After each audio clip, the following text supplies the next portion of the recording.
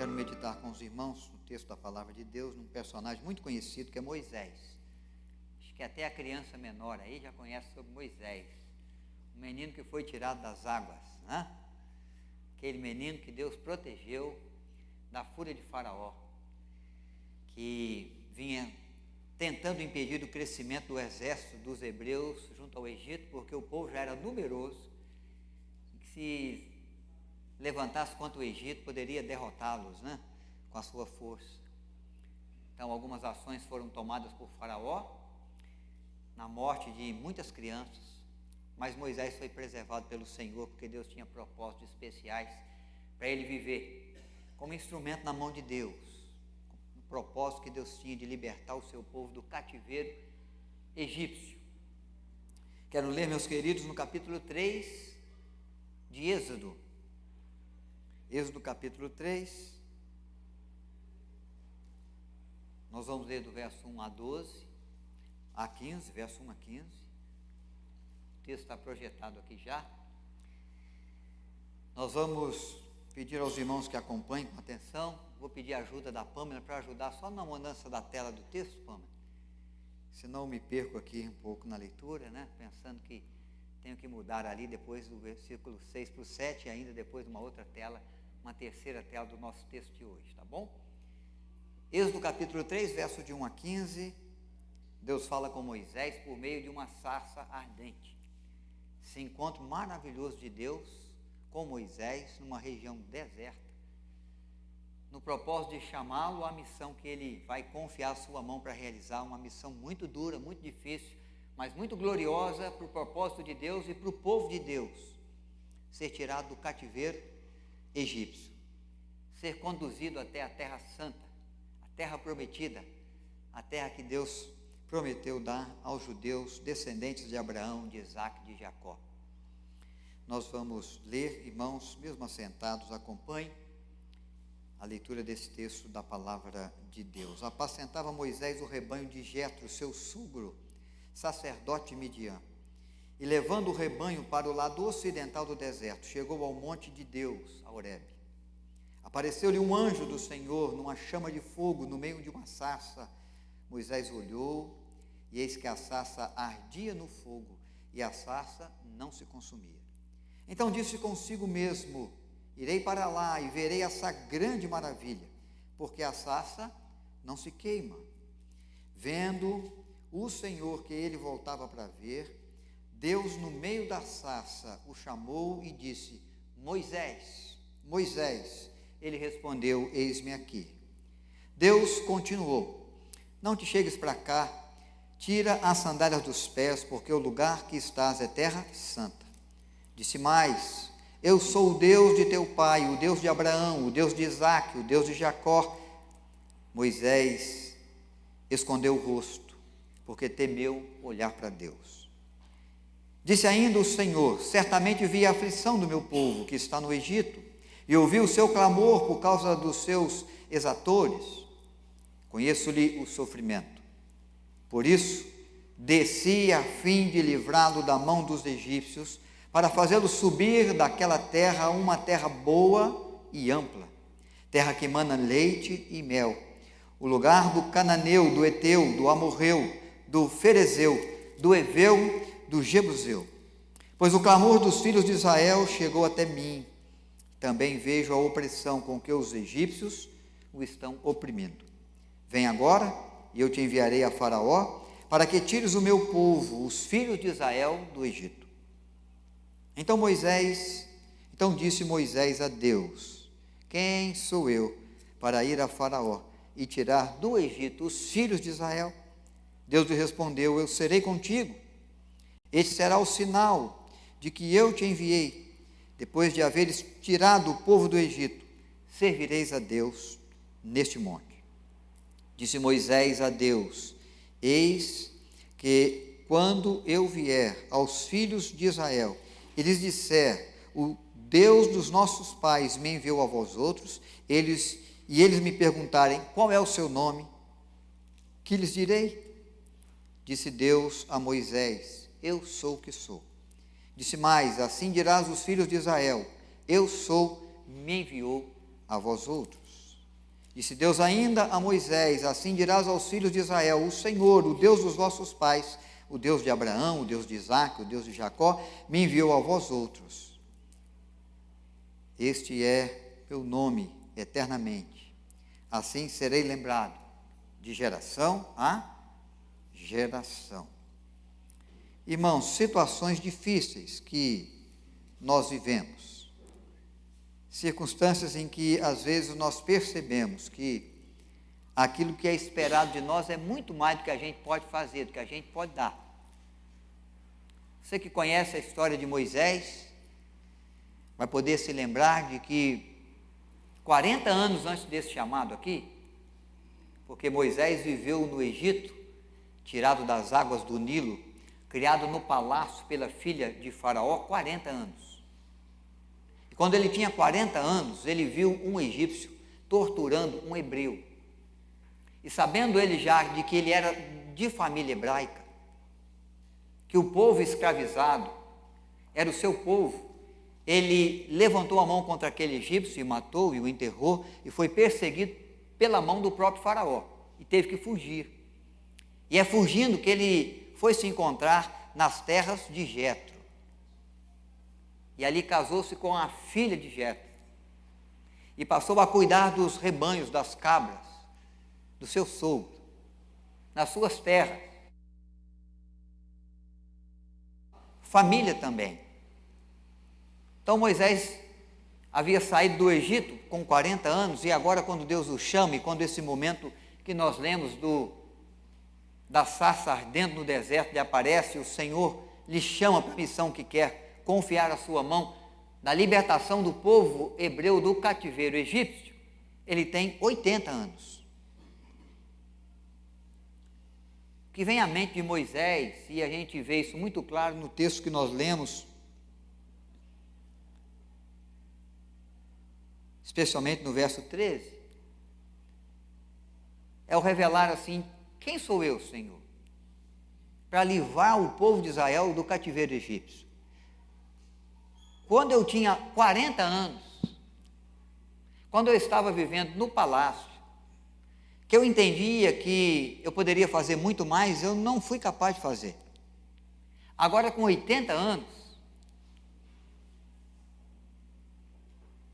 até já escrevi um salmo que diz que o homem pode chegar a 70, havendo vigor 80, o que passa disso é canseiro e enfado. Então ele percebe que ele teve o propósito de libertar o povo de Israel do Egito, teve a intenção, teve o desejo, lá atrás, 40 anos atrás, e não conseguiu fazer nada, mas agora com 80, o Senhor vem chamá-lo para essa missão, vem dizer que é para ele ir, para ele ordenar a Faraó que libere o povo do Egito. Então, algumas reflexões nesse texto que eu quero compartilhar com vocês, trazendo, de fato, esse tema, percebendo os sinais de Deus, porque o que Moisés recebe agora é um sinal de Deus, um sinal extraordinário, um sinal que lhe chama atenção, um sinal que faz com que ele vá até a presença de Deus, que ele perceba o poder de Deus, que ele receba o chamado de Deus e que ele entenda que há um lugar específico, uma missão específica que Deus quer que ele cumpra. Então nós temos que estar atentos também aos sinais de Deus para a nossa vida. Eu acho que Deus chamou a atenção de Moisés com um sinal muito extraordinário, muito diferente, né? No meio do deserto. O extraordinário não é a sarça arder em fogo nas regiões desertas. Nós estamos vivendo aqui um período de seca também no Brasil, onde o solo está deserto e a planta resseca, o incêndio é comum. A sarça arder em fogo não é extraordinário para Moisés. Nas regiões desérticas de Israel. O que chama a atenção de Moisés é que a sarça arde em fogo, mas não se consome. Ela parece ser preservada na sua essência. Ela não é destruída. Ela não é consumida. O que será que está acontecendo lá? Que tipo de fogo estranho é esse, né?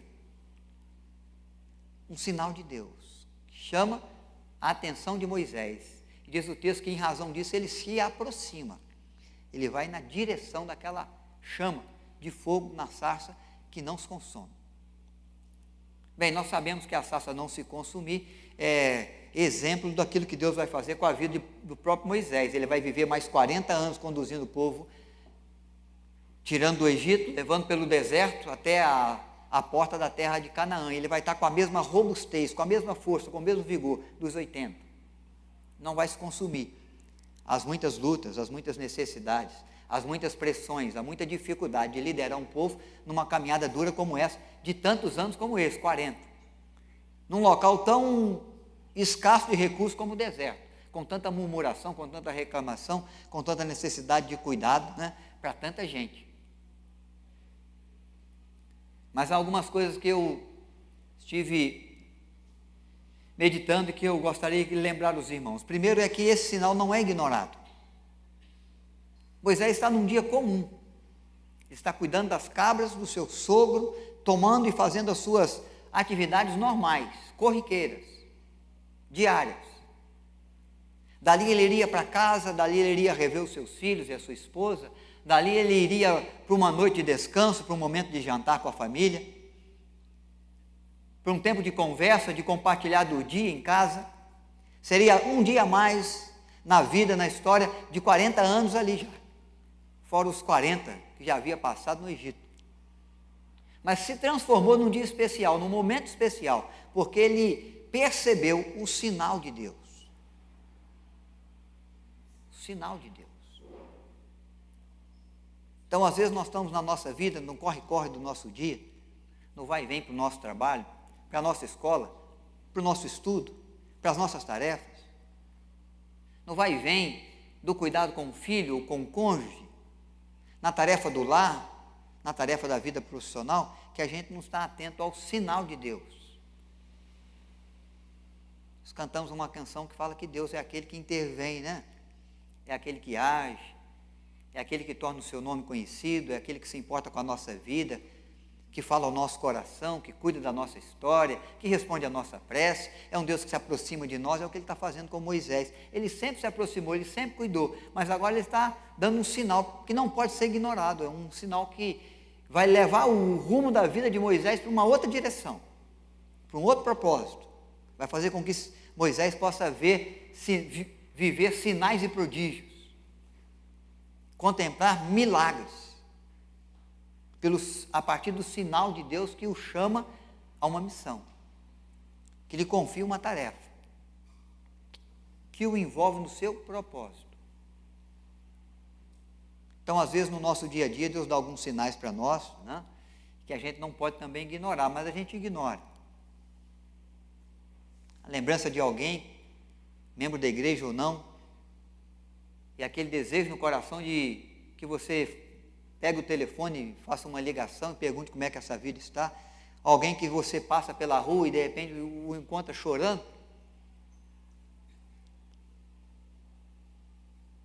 E deveríamos parar para saber o que está acontecendo, se a gente pode ajudar de alguma forma, mas são sinais de Deus que passam, né? A gente ignora. No nosso corre-corre, como aquele sacerdote que voltava do templo e encontrou o cara caído, tomado pelo saqueador, né, na parábola do bom samaritano, mas não pôde parar. Ou o levita, ou o sacerdote, que estava envolvido demais com a sua vida, com as suas tarefas, com as suas ações, que não pôde ver naquele homem seu próximo, né? Um sinal de Deus, de alguém que precisava ser auxiliado, socorrido, ajudado. O samaritano percebeu. Então, na nossa vida corriqueira, na mesmice do nosso dia, de repente você tem que perceber um sinal de Deus que pode tornar aquele dia um dia diferente, um dia melhor, um dia onde o propósito de Deus vai ser manifesto para a sua vida, e um dia onde o agir de Deus pode passar por você, pode desejar agir a partir da sua mão. Há sinais de Deus para nós. Moisés não ignorou, espero que você também não ignore no dia a dia, mesmo que seja diante de tarefas as quais você acredita que seja muito grande, né, para você. Uma coisa que esse texto me mostra é que a presença de Deus chega à vida de Moisés e chega de forma tão grandiosa de que a terra seca se torna terra santa. Quando ele vai se aproximando do local, Deus já fala: alto lá, Moisés, para por aí mesmo. Antes de tudo, tire as sandálias dos pés, porque o lugar que você está pisando é terra santa. Dona Neide caminhou pelas terras santas agora esses dias, lá também. Vivemos o privilégio de visitar essa terra maravilhosa, visitada pelo Senhor.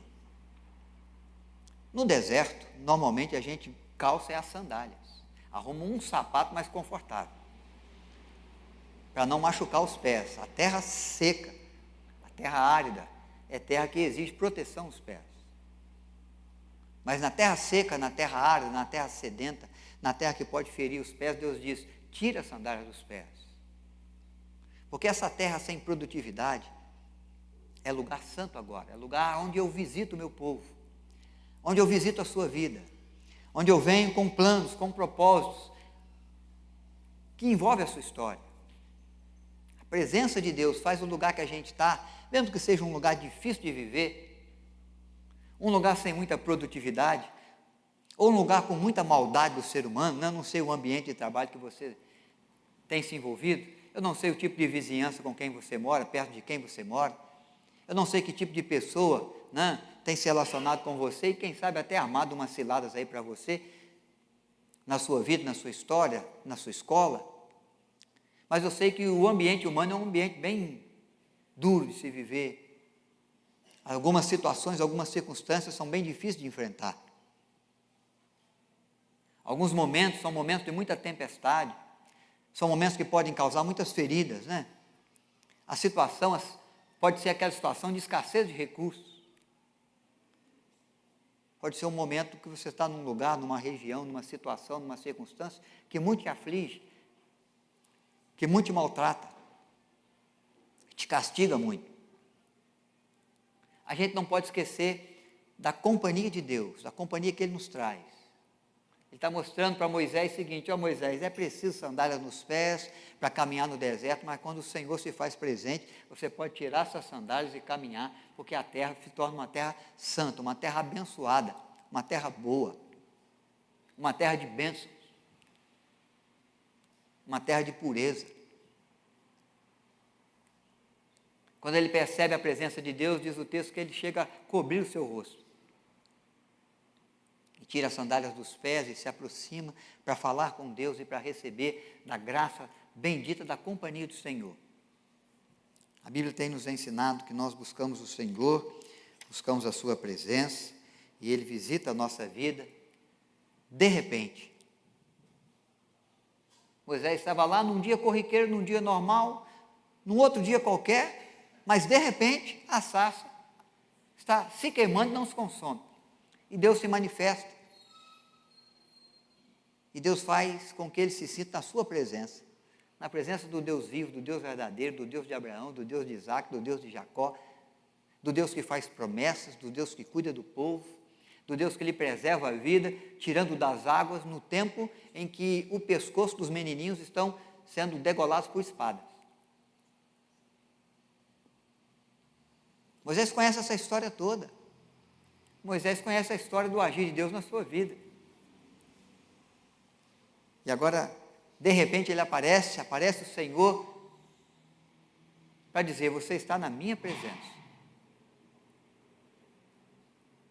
E faz lembrar Atos dos Apóstolos, capítulo 2, quando a igreja está amedrontada, os discípulos temendo por perseguição, por açoites, por prisões, por morte em Jerusalém, porque Jesus, o Cristo, foi crucificado ali poucos dias antes.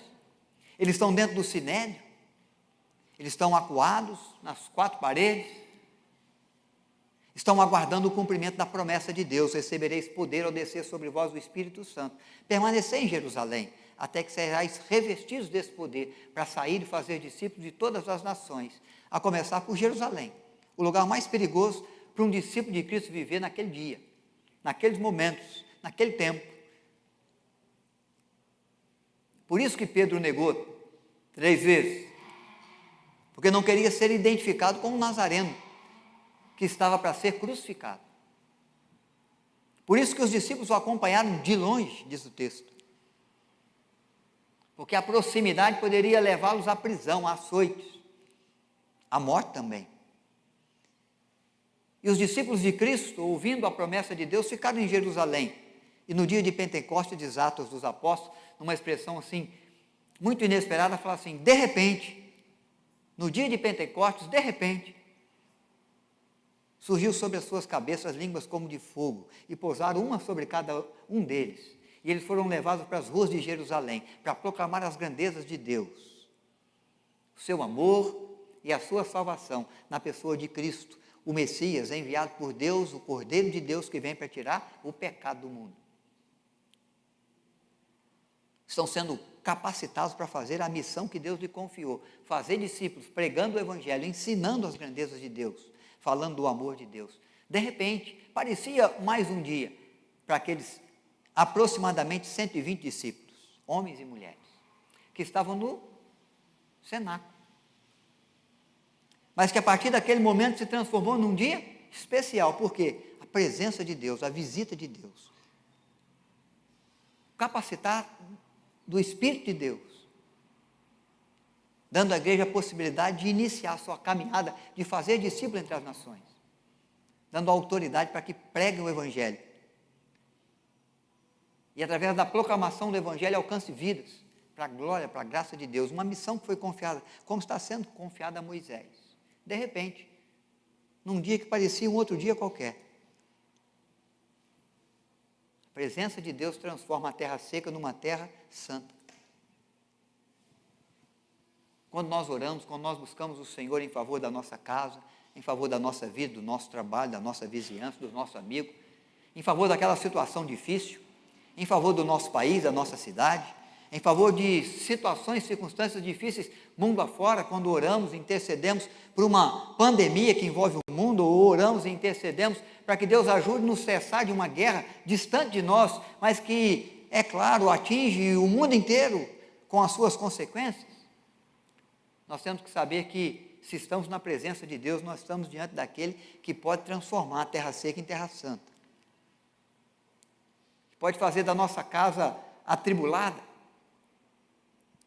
atormentada, perseguida, abalada pelas tempestades, pelos vendavais, pelas circunstâncias duras, pelos grandes desafios, num lugar de bênçãos, num lugar de santidade, num lugar de alegria, num lugar de paz, num lugar de produtividade, mesmo que por um tempo pareça ser um local e uma família e um trabalho e um estudo que não tenha dado resultado algum. Nós não sabemos quando Deus vai nos visitar dessa maneira, mas nós sabemos que nós buscamos o Senhor, e Ele é aquele que manifesta junto de nós, junto da nossa família, da nossa vida, a sua presença. A presença de Deus transforma as situações, transforma as circunstâncias. Deus apareceu lá no deserto. Se Ele apareceu no deserto, Ele pode aparecer na sua casa. Deus se manifestou junto de Moisés. Se Ele se manifestou junto de Moisés, Ele pode se manifestar junto a você e a mim. Deus disse no deserto que aquela terra era terra santa. E Ele pode ir lá no seu ambiente de trabalho, num lugar de dificuldade, de desafios para você, num momento, numa situação e circunstância difícil, onde você às vezes parece que não tem todas as respostas e não pode, de fato, vencer todas as batalhas, e transformar aquele local onde não está havendo produtividade num lugar muito produtivo, num lugar santo, num lugar de paz, num lugar de harmonia, num lugar de resposta. Basta Deus visitar a sua vida, manifestando junto dela, em volta dela, alguns sinais, da sua presença. Então Moisés vive essa graça. 1 Coríntios capítulo 3, versículo 16, se você for ler, você vai encontrar a palavra de Deus nos dizendo o quê? Que nós somos santuários de Deus. E que a pessoa do Espírito Santo, Deus, o Espírito Santo, é aquele que habita em nós. E aí que nós temos às vezes que pensar como Moisés, mas quem somos nós? Para livrar o povo do Egito. E Deus está mostrando para Moisés de que ele é aquele ser humano que tem limitações, que vive impossibilidades, que tem algum conhecimento, que pode algumas coisas, mas que sabe que já está avançado nos seus anos, mas que quando a presença de Deus se manifesta, e quando a presença de Deus visita a nossa vida, visita o nosso ser, nós somos transformados em instrumentos de Deus para servir. E a Bíblia informa que eu e que você somos santuários de Deus, lugar onde Deus habita, lugar onde Deus opera, lugar onde a presença de Deus manifesta. E a partir daí ele pode mudar as circunstâncias também. Ele pode tornar possível o que seria impossível se o agir fosse só nosso, só dentro das nossas condições, só dentro das nossas possibilidades. Mas agora Deus nos toma e toma a nossa vida para agir como Deus que tudo pode. Então Moisés começa a perceber que Deus, o nosso Deus, é um Deus que planeja algumas coisas com respeito à nossa vida, enquanto tocamos os nossos dias, enquanto seguimos em frente, no nosso dia a dia, no cuidado com a família, com as nossas preocupações, com as nossas certezas e incertezas, com as nossas possibilidades e impossibilidades. Deus é um Deus que está pensando na sua vida, é um Deus que te conhece, como conhece as estrelas dos céus, é um Deus que sabe o seu nome, como um dia contemplou em cima de uma árvore em Jericó, Zaqueu o publicano, e pôde chamá-lo pelo nome, e dizer a ele: desce depressa, porque me convém pousar na sua casa, fazer uma visita para a sua família, e mudar a sua história. Foi o que aconteceu com Zaqueu. Então, enquanto a gente conduz o nosso dia, vive a nossa vida, envolvido nas nossas agendas, nas nossas preocupações, às vezes nós nos esquecemos disso. Deus está planejando. O tempo de Moisés ia correndo, 40 anos já, cuidando de ovelhas, cuidando da família, da terra, das coisas de seu sogro Jetro. De repente, ele recebe um sinal de Deus, a visita de Deus, que fala: eu tenho planos e propósitos para você. Você vai voltar ao Egito, você vai ser o líder que vai libertar o meu povo da escravidão do Egito. Ele vai pensar em tudo aquilo que ele viveu, com certeza, vai lembrar daquele tempo que ele matou o egípcio e o enterrou, e teve que sair fugido, porque não pôde fazer mais nada. E vai dizer: Senhor, quem sou eu? De fato, nós não somos nada, né? O que é o homem para que dele te lembres? Ou o filho do homem para que o visites? Somos comparados pelo apóstolo Paulo como trapos de imundície, como coisa nenhuma. Nossa vida é como a névoa que o vento dispersa, devido à sua fragilidade.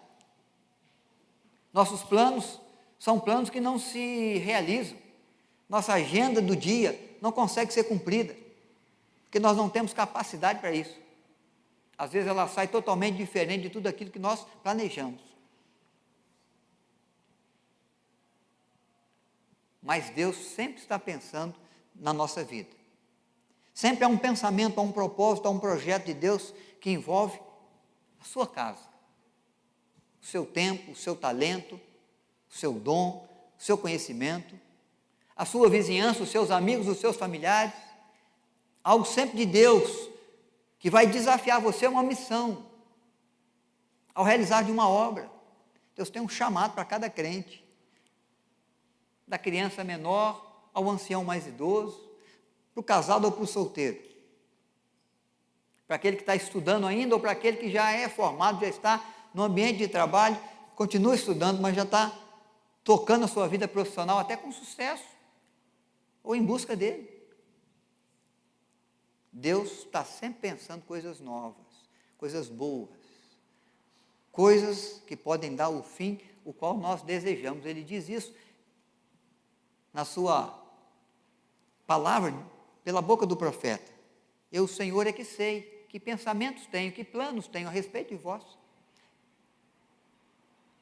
Pensamento de paz, não de guerra, para lhes dar o fim que desejaste. Mas há um desejo de Deus, há um agir de Deus, há uma soberania de Deus no conduzir da história, que olha para a nossa vida, que olha para os nossos planos, e que às vezes com os seus sinais nos desafia a viver diferente, a fazer diferente, a sair da terra deserta, a sair do tempo da improdutividade e ir buscar um povo e ir libertar um povo que Ele quer libertar, e alcançar uma gente com uma proclamação do Evangelho. De repente, o Senhor surge para nós e nos confia uma missão e nos coloca nas mãos uma vida para cuidar. e as nossas mãos passam a ser as mãos de Deus. E traz para os nossos ouvidos um clamor, um desabafo de alguém que precisa desabafar, abrir o coração, abrir a alma. E nos desafia, às vezes, a tirar dos nossos recursos para assistir alguém que precisa ser assistido. Mas muito mais, nos desafia a levar para a vida dos perdidos uma mensagem que pode salvá-los. A levar para a vida daqueles que estão mortos nos seus delitos e pecados, uma mensagem que pode dar-lhes a herança da vida eterna. Há algo que Deus pensa para a sua casa, para a sua vida, para a sua história, para a sua família, como pensou para a vida, para a história de Moisés. Sua vida pode ser, nas mãos de Deus, um instrumento. A vida de Moisés foi um instrumento. Ele tentou justificativas para não ir, ele colocou a sua impossibilidade, a sua fragilidade, a sua limitação, mas Deus disse: é você que vai, é você que é o escolhido. Esse propósito eu tenho, esse plano eu tenho, me envolve as suas mãos, o seu viver, a sua liderança. O conduzir do meu querer, do meu plano, do meu projeto. Então, quando o Senhor é aquele que vem ao nosso encontro e diz que o nosso corpo é templo do Espírito Santo, Ele está dizendo: eu sou Deus que ajo em você e a partir de você. É o próprio Deus habitando a nossa vida. Quando você visita o litoral aqui, norte do nosso estado, e você tem a oportunidade de ir à praia, você sabe a imensidão do mar, a grandiosidade do mar. E se você pegar lá no mar um copo de água de sal do mar, né, e trazer para a sua casa, colocar em cima da sua mesa, você vai saber o quê? Que aquilo ali não é o mar, mas aquilo ali é a água do mar. Não tem toda a grandeza, não tem toda a imensidão que o mar tem, mas ele contém a essência do mar ali naquela água, naquele copo. O habitar de Deus na nossa vida é exatamente isso. O Espírito Santo vem para nós, nós não nos tornamos deuses, nós não temos a grandeza de Deus, nós não temos o poder que Deus tem. Nós não passamos a viver a possibilidade de onisciência, de onipotência, de onipresença que tem o nosso Deus. Mas ninguém pode deixar de dizer de que nós temos de Deus na vida. Aquele copo está tomado por água do mar, é isso que eles vão dizer. Nós estamos tomados pela ação de Deus, pelo poder de Deus, pela grandeza de Deus, pelo querer de Deus. Embora nós não sejamos Deus na sua grandeza, na sua essência, mas nós temos algo de Deus em nós, para trabalhar a nossa vida e para trabalhar através da nossa vida, no plano, no projeto, no desejo que Ele tem para nós. É assim que nós nos tornamos instrumentos de Deus. Porque nós não vamos pela nossa força, não vamos pela nossa capacidade apenas, que é tão pequena, mas nós vamos pela força, pelo poder do Espírito de Deus que está em nós. Não por força, não por violência, mas pelo meu Espírito. E é assim que Moisés se transformou num instrumento de Deus. Ele entendeu que ele ia em nome do Senhor. O que eu vou dizer, Senhor, para que eles me ouçam? O eu sou o enviou. Diga ao povo que o Deus de Abraão, o Deus de Isaac, o Deus de Jacó, é o Deus que te envia, e é Ele que vai livrá-los da mão do cativeiro do Egito. Nós vimos sinais e prodígios de Deus com as pragas no Egito.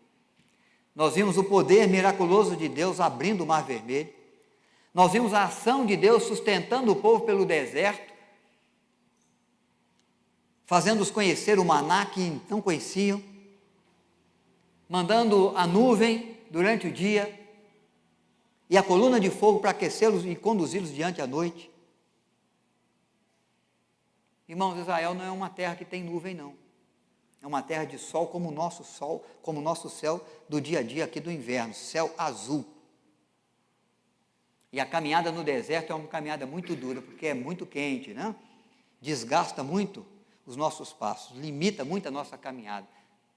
Saber que Deus preservou uma nuvem por 40 anos sobre a cabeça de um povo, para conduzi-lo, dando frescor e dando direção, é saber de um Deus que se importa com o cuidado de cada vida. Porque o céu de Israel é o céu de brigadeiro.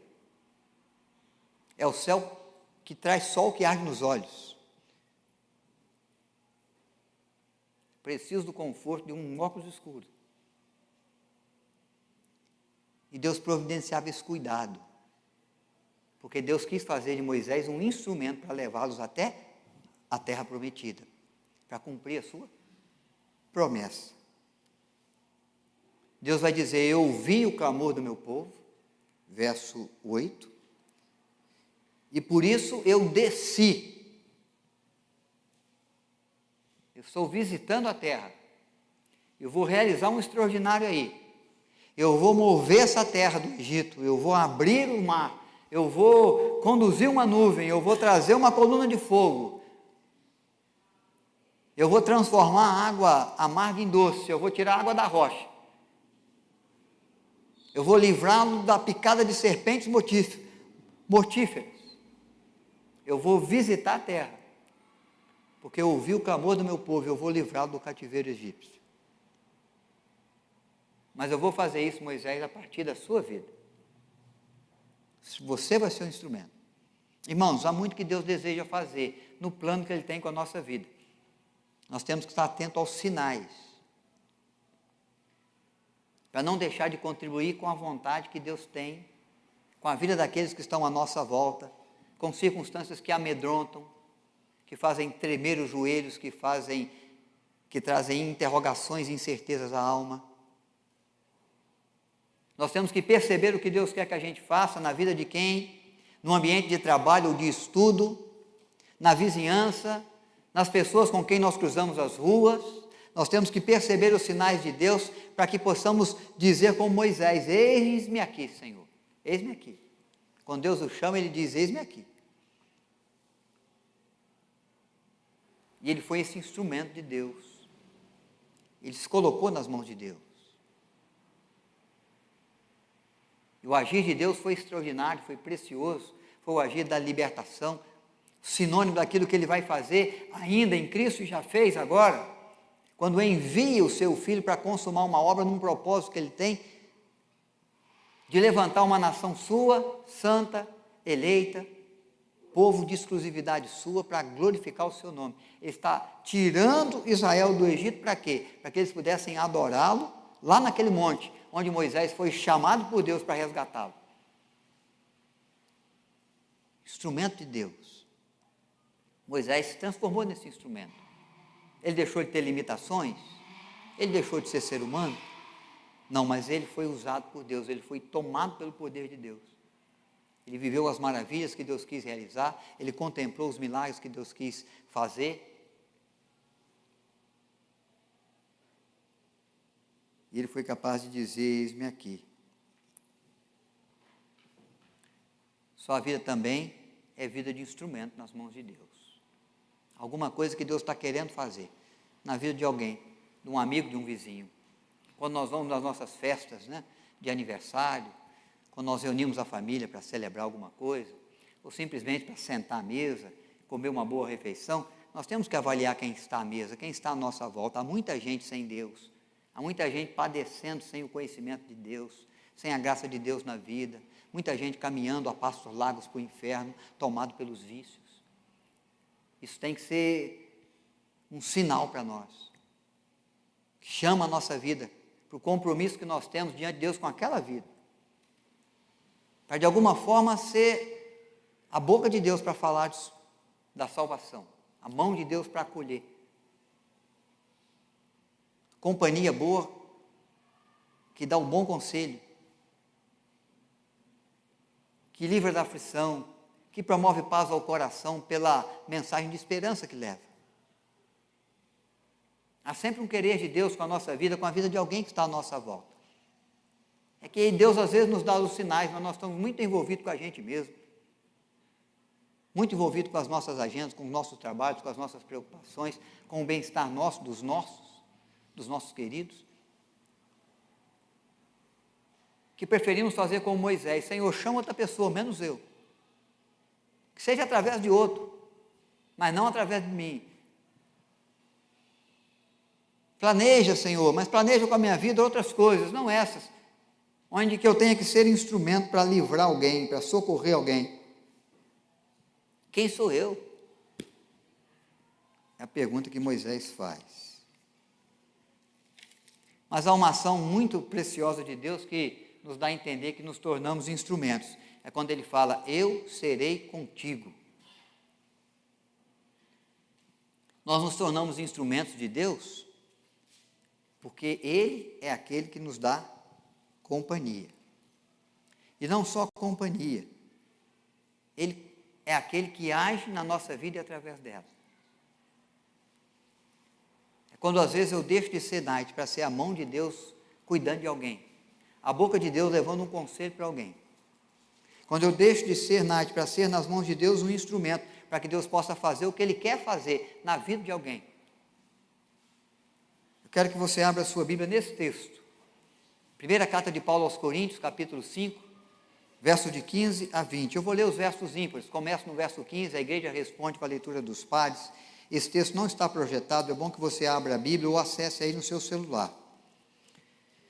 Primeira carta de Paulo aos Coríntios,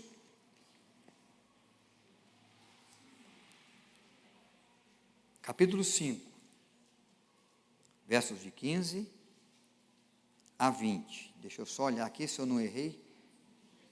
É a segunda carta de Paulo aos Coríntios, não primeira, capítulo 5, versos de 15 a 20. 2 Coríntios. Eu leio a partir do verso 15, faço a leitura dos versos ímpares. A igreja responde com a leitura dos versos pares. Bom? Vou começar.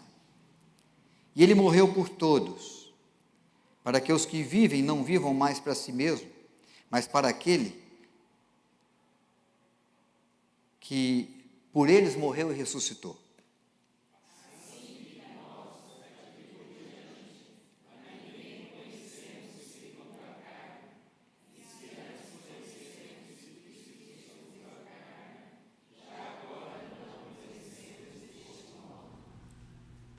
E assim alguém está em Cristo, ou se alguém está em Cristo, é nova criatura. As coisas antigas já passaram, eis que se fizeram novas.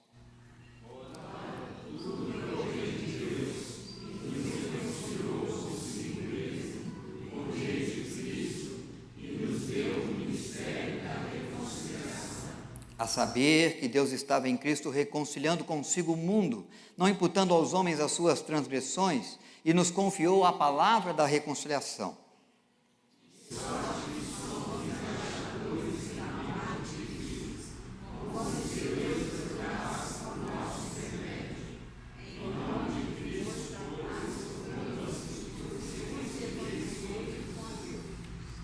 O que essa palavra preciosa está nos ensinando? Primeiro, nós vivíamos com e segundo a nossa carne, dentro dos nossos interesses, dentro da nossa vida, do nosso projeto, do nosso propósito, com os nossos planos, com os nossos anseios, desejos, mas Deus nos alcançou e nos reconciliou com Deus pelo ministério da reconciliação na cruz que pagou o alto preço do nosso pecado, nos dando a possibilidade de sermos feitos filhos de Deus, herdeiros do seu reino.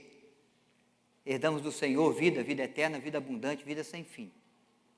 Agora então nós somos dispenseiros dessa reconciliação, Deus nos confia essa palavra. E nós não devemos viver mais segundo os princípios da nossa carne, da nossa natureza totalmente humana, mas devemos seguir dentro da instrução que a presença de Deus traz para nós, que quer fazer de nós seus instrumentos, seus filhos, seus servos, servas, para fazer cumprir os seus planos, os projetos que Ele tem, os propósitos que Ele tem com a nossa vida. E aí Ele nos confia uma palavra de reconciliação ao mundo. Então, quando eu contemplo na minha vida, na reunião da minha casa, alguém que ainda não tem o Evangelho da graça de Deus, que ainda não estão sendo visitados pela santidade de Deus na sua vida, que ainda não está recebendo a paz que excede o entendimento de Deus no tempo da sua tribulação, eu tenho que entender que eu sou o missionário, o dispenseiro dessa palavra, dessa verdade, para levar esse coração. Quando eu percebo que alguém vai caminhando a passos largos na direção do inferno, da morte, da perdição eterna, eu tenho que entender que eu sou a pessoa que Deus levantou, que Ele tirou das trevas para a sua maravilhosa luz, para que agora eu possa alertar essas pessoas de que existe uma oportunidade de reconciliação com Deus, de nova vida em Cristo. Eu sou nova criatura, e aquele meu familiar, e aquele meu vizinho, e aquele meu amigo, e até aquele meu desconhecido que está na festa, também precisa conhecer essa graça salvadora, para receber de Deus essa nova vida, que transforma o perdido em salvo, o pecador em filho de Deus, o morto em vivo, pela vida e pela ressurreição de Cristo. Então Paulo vai me alertando dessa verdade, e é isso que Deus queria que Moisés fizesse. Vai tirar o sujeito que está preso e vai levá-lo para a liberdade. O ser humano vive preso, aprisionado pelos seus pecados e pelos danos do pecado. Mas ele nos envia Cristo para libertar o ser humano dos seus pecados. Nós chegamos a essa compreensão, nós recebemos de Deus essa graça. Agora nós somos os instrumentos de Deus que alertam outros, que proclamam essa verdade, para que aqueles que ainda não vieram para a luz possam vir. Você vai ser um instrumento de Deus para que sinais de Deus cheguem à vida, à história daquela pessoa. E quando nós nos calamos, nós nos omitimos, nós achamos que a graça de Deus é só para nós. E em vez de cumprirmos a nossa missão, nós deixamos de cumprir a nossa missão, não levando àquele que está perdido a mensagem que pode libertá-lo. A mensagem do amor, da graça de Deus, que em Cristo alcança o perdido com salvação gloriosa. Então Deus toma Moisés para ir lá livrar o povo do cativeiro. E ele fala, a igreja é o agente de Deus, os dispenseiros de Deus no mundo. O cristão, o salvo, a criança, o adolescente, o ancião, é aquele que agora, como instrumento meu, proclama a verdade que liberta o pecador dos danos do pecado. Ele não salva ninguém, ele não tem capacidade de transformar o pecador em santo, mas ele pode apontar o caminho que transforma. Ele não pode produzir vida eterna em ninguém, mas ele pode mostrar que a vida está no Senhor que deu vida por nós, que se transformou no caminho da verdade, no caminho da vida, no caminho que leva à presença de Deus. Então nós somos instrumentos de Deus. Deus vai agir na nossa família a partir de nós. Deus vai agir com o nosso vizinho, com o nosso colega lá no trabalho, ou nos estudos, ou na escola, a partir daquilo que Ele possa fazer na nossa vida, no plano que Ele tem, no chamado que Ele dá, na maneira como Ele atinge a nossa vida. E nós somos agora aqueles que Deus chama para sermos os que vão levar a reconciliação de Deus com outras pessoas, chamando-os para adorar ao Senhor e para servir também. Então é isso que Moisés faz. Ele entende que ele é uma criatura nova e que ele tem agora que trabalhar na missão da reconciliação, agindo em nome de Deus e no poder de Deus, para libertar as pessoas da escravidão do pecado. É assim que a igreja faz, é isso que ela entende, é isso que ela precisa compreender. Nos sinais que Deus nos deixa, quando Ele nos chama, quando Ele manifesta na nossa vida a sua presença, quando Ele toma a nossa vida como instrumento nas suas mãos para fazer o que Ele planeja, o que Ele tem, o plano de salvação para a humanidade. Plano consumado por Cristo na cruz do Calvário. Então, meus queridos irmãos, esteja atento aos sinais de Deus. Deus pode visitar a sua vida. Não sei se você vai ver uma sarça ardendo e não se consumindo aí, mas Deus pode visitar a sua vida e chamar a sua atenção para aquilo que Ele quer, para o plano que Ele tem, de muitas maneiras. Uma lembrança para a sua mente, uma notícia que você recebe que de repente mexe com você, que te leva para uma ideia, para uma sugestão, para uma proposta, que te convida a ser um agente do agir de Deus na vida de alguém, na história de alguém. Esteja atento, não deixe que a nossa correria, que a mesmice do nosso dia nos impeça de perceber os sinais de Deus e nos tire do privilégio de participar daquilo que Deus tem a fazer, no extraordinário, nos sinais, nos prodígios, na mudança de vida, no visitar com salvação a vida de alguém. Ele tem planos que passam pela sua vida.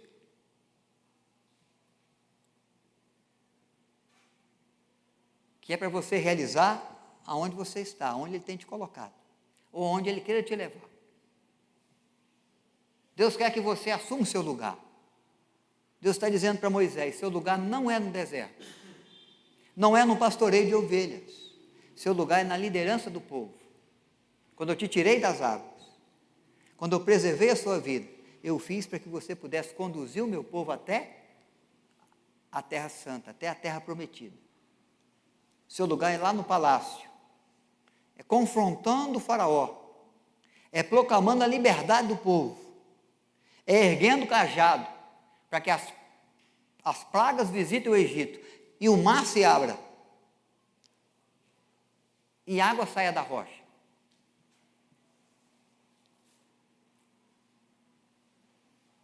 Às vezes nós estamos no lugar que a gente sempre desejou estar, ou que a gente já se acomodou estando por ali. Mas será que é ali que Deus quer que nós estejamos? Ou se estamos ali, será que nós estamos cumprindo ali no lugar que Ele nos levou, o propósito que Ele tem, a vontade que Ele tem? Ali onde Deus nos levou, no lugar que você está, ali você tem sido um instrumento nas mãos de Deus para promover a reconciliação das pessoas com a graça de Deus que em Cristo se revela, que em Cristo se manifesta, para que todo aquele que crê tenha do Senhor vida eterna. Moisés foi lá e cumpriu a sua missão. Se colocou no lugar que Deus desejava, se tornou o instrumento que Deus esperou. O desafio, irmãos, é para a nossa vida, de entendermos os sinais, atentos aos sinais de Deus, possamos dispor a nossa vida como Ele dispôs, dizendo, eis-nos aqui. Que seja no lugar que Deus quer, da maneira como Deus deseja.